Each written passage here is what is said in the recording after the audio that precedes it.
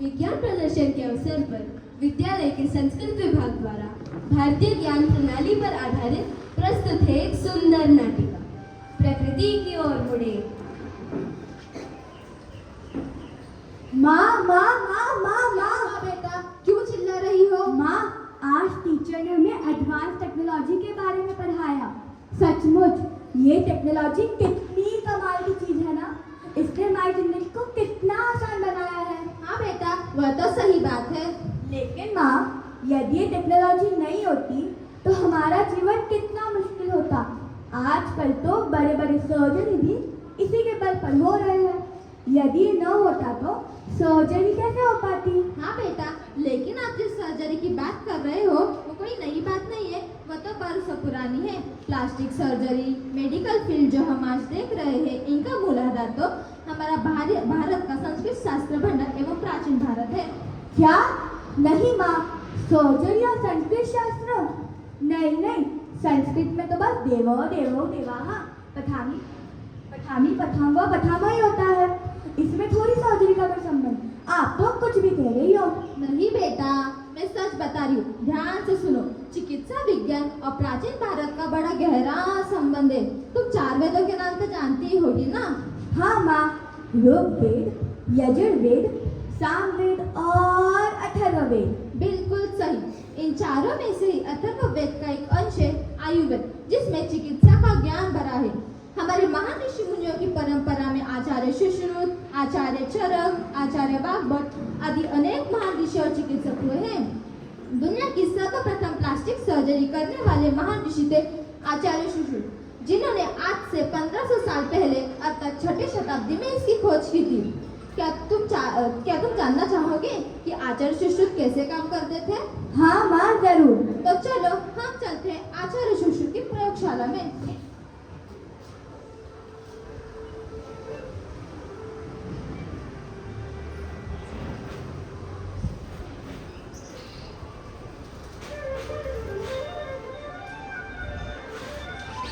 आचार्य सुश्रुत अपने शिष्यों के साथ बैठे हुए हैं। प्रिय छात्राः, शरीरमाद्यं खलु धर्मसाधनम्। अर्थात् यदि शरीरं स्वस्थं भवति चेत् वयं जीवनस्य प्रत्येकं कार्यं कर्तुं शक्नुमः।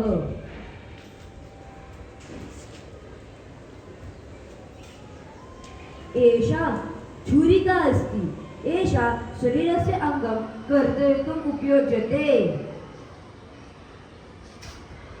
एषा सूची अनया योजयितुं शक्यते। अवगम्यते किम्? आम् आचार्य, अवश्यम्। आचार्य, एतत् किम् अस्ति? एतत् आधारकम् अस्ति। एतत् भग्नस्य अङ्गस्य योजने सहायकम् अस्ति। आचार्य, आचार्य, आचार्य, आचार्य, आचार्य, कः अस्ति? आचार्य, मम नासिका भग्ना जाता, मम नासिका भग्ना जाता। आचार्य, आचार्य, किम् अभवत्? आचार्य देखिए ना, मेरी नाक भग्न हो चुकी है, बहुत पीड़ा दे रही है, कुछ कीजिए ना। अस्तु अस्तु, पश्यामि। उपविश। अरे अरे, नीचे मत बैठिए। छात्राः आगच्छन्तु, पश्यामः वयं किं जातम् इति।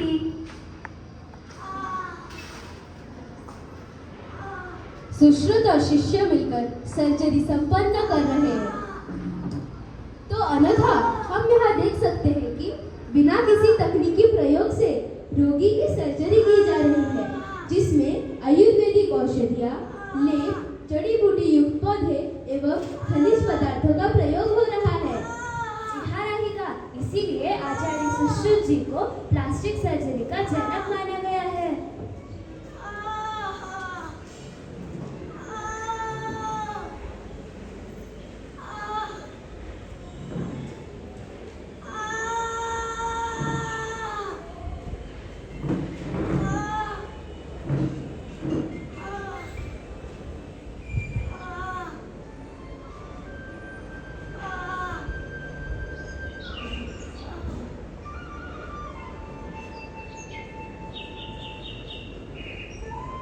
चिकित्सा संपन्नम। अब आपको कैसा लग रहा है?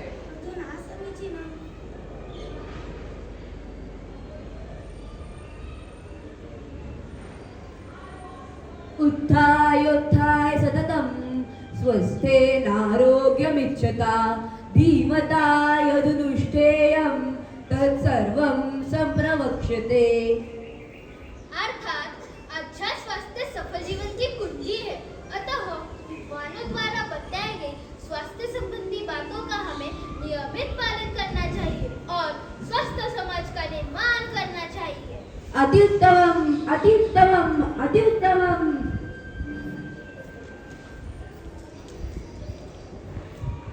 तो बेटा, आपको कैसे लगा आचार्य सुश्रुत की प्रयोगशाला?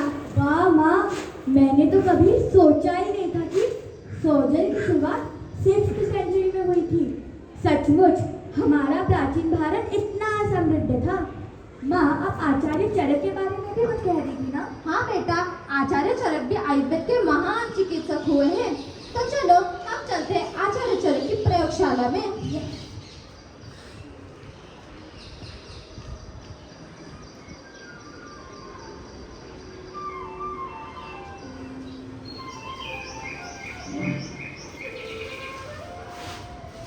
आचार्य चरक वन में घूमते हुए पेड़ पत्तों का अवलोकन करते हुए।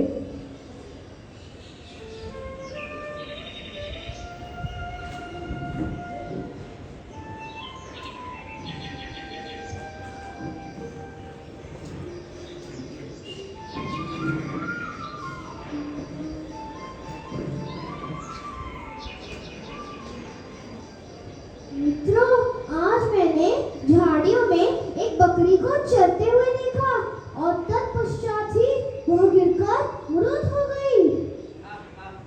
इसमें क्या आश्चर्य की बात? हर एक को तो एक दिन मरना ही तो है। नहीं मित्र, जिज्ञासावश मैंने उस बकरी की मृत्यु का कारण जानना चाहा और मैंने पाया उस बकरी के मुख पर किसी विषैले पौधे का पत्ता चिपका हुआ था।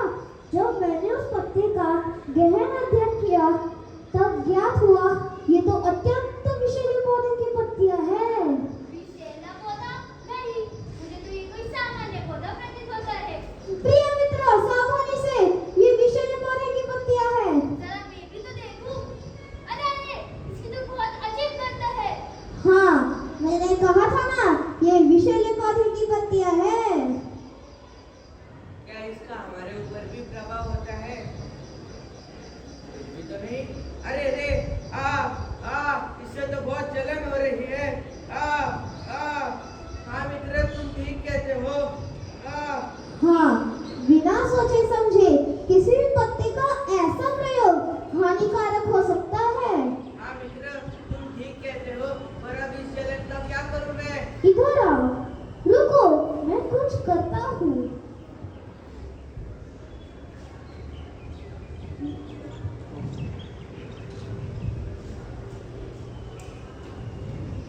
ये औषधि पत्तियां हैं।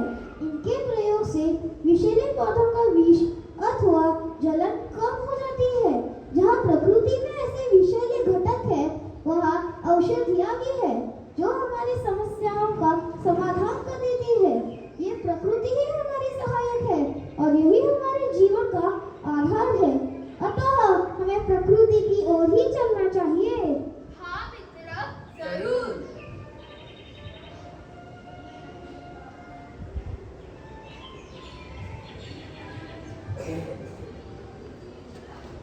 प्रिय दर्शकों, तो हमने देखा कि इस छोटी सी नाटिका के माध्यम से हमें ज्ञात हुआ कि सफल जीवन के लिए स्वास्थ्य कितना महत्वपूर्ण है।